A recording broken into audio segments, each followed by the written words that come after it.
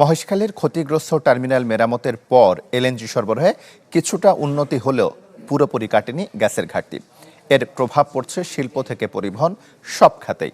CNG স্টেশনে gas নিতে গিয়ে অপেক্ষা করতে হচ্ছে চালকদেরও। সাজ্জাদুল হকের প্রতিবেদন।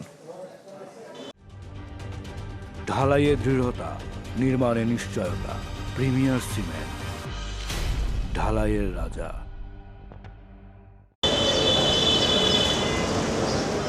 মহেশখালীর ক্ষতিগ্রস্ত টার্মিনাল মেরামতের পর এলএনজি সরবরাহে কিছুটা উন্নতি হলেও পুরোপুরি কাটেনি গ্যাসের ঘাটতি। ফলে এর প্রভাব পড়েছে শিল্প থেকে পরিবহন সব খাতেই। 15-20 দিন আগে 4 ঘন্টা, 5 ঘন্টা, 6 ঘন্টা, 8 ঘন্টা সিরিয়াল দিয়ে গ্যাস নিয়েছি, কিন্তু প্রেশারে ছিল না। বর্তমানে প্রেশার আছে আলহামদুলিল্লাহ। আমি 2-4 দিন ধরে মোটামুটি ভালো পাইতেছি, আর এতদিন পাইছি না। এখনও গ্যাসের জন্য ফিলিং স্টেশনগুলোতে দেখা যায় গাড়ির দীর্ঘ সারি। সবচেয়ে চাপে আছেন 3 হুইলার ও অ্যাপ ভিত্তিক গাড়ির চালকরা। এর থেকে একটু ভালো হওয়ার আশা করি, যে তা না হলে গাড়িওয়ালারা এই গ্যাসে গাড়ি চালায় আরাম পাচ্ছে না। আগে একবার নিলে সারাদিন নেওয়া লাগতো না, আর এখন তো 3-4 বার নিয়েও হয় না। গ্যাস যা নেই তা 2-1 টিপ মারলেই শেষ।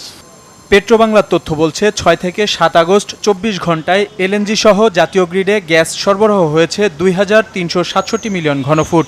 অন্যদিকে দেশের দৈনিক গ্যাসের চাহিদা প্রায় 3800 মিলিয়ন ঘনফুট। অর্থাৎ সরবরাহ বাড়লেও চাহিদার তুলনায় ঘাটতি থাকছে প্রায় 1433 মিলিয়ন ঘনফুট। সংকটের পর শুরুতে প্রায় 115 মিলিয়ন ঘনফুট সরবরাহ যোগ হলেও পরে তা বাড়ানো হয়েছে। যেখানে আমাদের মনে করেন 9,000-10,000 কিউবিক মিটার আমরা বিক্রি করতাম, সেখানে এখন হয়তো আমাদের 3,000, 4,000 বা 5,000 কিউবিক মিটার আমরা বিক্রি করছি। মহেশখালীর একটি এলএনজি টার্মিনালে 21 জুলাইয়ের দুর্ঘটনার পর বন্ধ হয় গ্যাসের সরবরাহ।